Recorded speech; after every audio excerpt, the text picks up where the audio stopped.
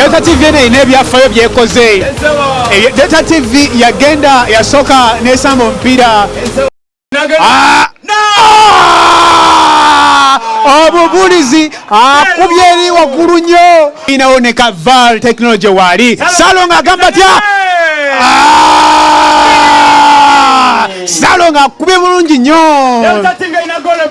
Biri ababulizi balina nabadde nkoye ku byafaayo by'abasambi wamu n'aba goalkeeper.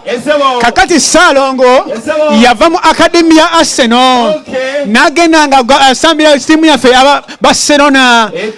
Kati Delta TV gye yamujja yesebo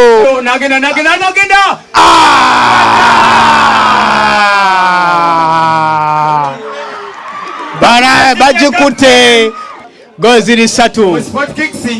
Yep. Gozi ababulizi bayinayo kati omukisa gwe basigazza waneeno.